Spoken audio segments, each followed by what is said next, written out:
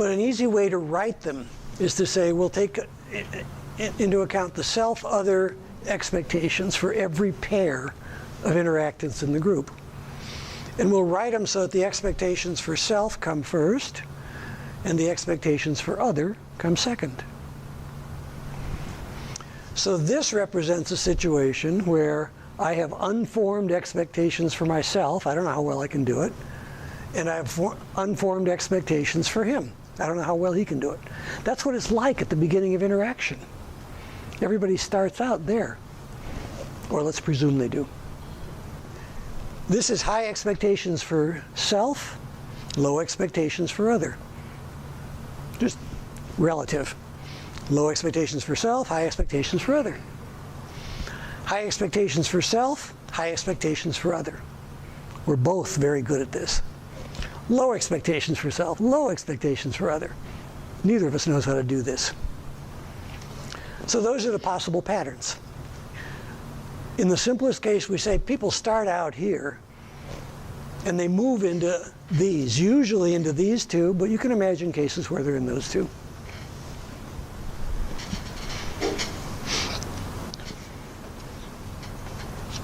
And sometimes it helps, I think, to say, well, what does the world look like as a consequence of the expectations you formed in these groups? Well, if you're in this state, that's where we presume you usually start. There's a certain amount of anxiety because you're working on a task and you don't really know who's going to be able to contribute here. Not even sure you're going to be able to do it or get an answer for the group. You start looking for clues. Try to figure out. She seems confident, or he told me he had taken a class that was relevant to this topic. You start looking for clues. He answers questions quickly. Well, maybe he knows what he's talking about. He hesitates a long time before he answers. Maybe he doesn't know what he's talking about. You start looking for clues. And you see at the very beginning when they're here, lots of action opportunities being given out. It's as though people are trying to figure out how good are the ideas each person has. And there's lots of performance outputs going out too, because they haven't yet figured out whether I know how to do it. Somebody asks a question, I'll try to answer it. So it's a state of anxiety because you really don't know how you're going to proceed until you can sort of figure out who do you want to listen to and who do you want to shut up. That's how I think it feels when you don't have useful expectation information. High self, high other, those are contentious. You get a lot of arguments. I think I'm really good at this. You think you're really good at this. I think you should be treating me deferentially. You think I should be treating you deferentially.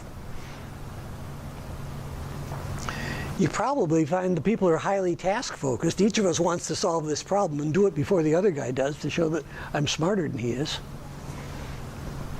You see lots of performance outputs. You don't see a lot of action opportunities.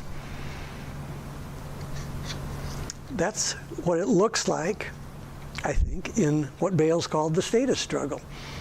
You got a group of people who all think, I'm good at this, and I think the other guy is good at this too, but I'm going to show him I'm better.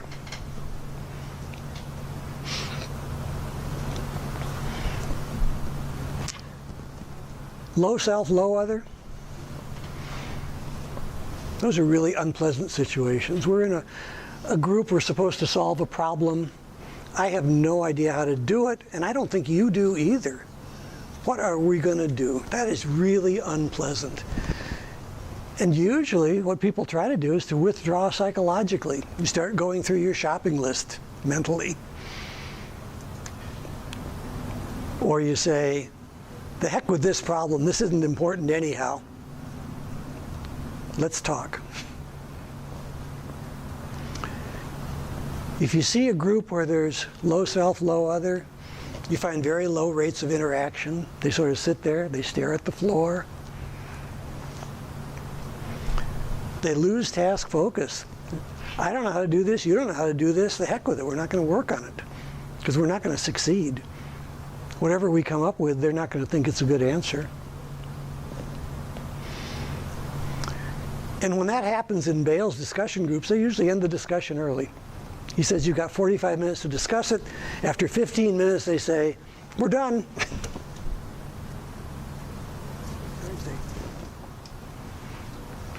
Differentiated states. Most of the time, you get differentiated states here. High self, low other. Well, I feel confident. When I say something, I think it sounds right. And in fact, the way I say it even changes. If I'm high self, low other, I tend to talk louder, faster, using bigger words. You'll see that phenomenon later. This is what business people call proactive. I would say a lot of performance outputs here. Partly, I make a lot of performance outputs because I think I'm right, and partly, you let me do it because you don't think you're right. Get more task focused as I get more confident I know what I'm doing. But this kind of person can antagonize others because he or she is usually dominating the interaction. You remember in the Bales groups, the person who talked the most and had the most influence was not the best liked. And that makes sense. If somebody thinks he's the best, and other people think that too, he's doing a lot of things like, just be quiet, you're wasting time. Or, I'll tell you how to do this, just listen to me. So there's a lot of that. And that can irritate people. But somebody who is at the top of the inequality structure is very likely to be doing things that will antagonize others. They're not going to love him. They may say, I respect him, but I sure don't like the guy. So,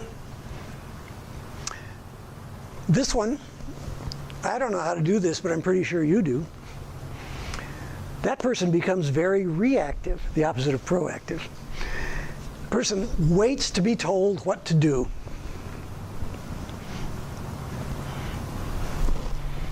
If you're on a committee with somebody like this, low self, high other, that person is going to drown you in questions. Wait a minute, I have another question about how to do this. Many action opportunities. I don't want to say anything because you'll realize I don't understand it. So I'm going to ask you, what do you think? These people tend to emphasize social emotional acts. They encourage others. Somebody says something, they say, yeah, good idea. Or they notice somebody's getting a little irritated or being left out. They say, I'd like to hear what you think about these things. They're friendly, they're supportive. Usually the number 2 person is the best liked in these groups. Because the number 2 person has said, well, compared to the top guy, I don't really have to run this thing. I can say nice things to people. And they do.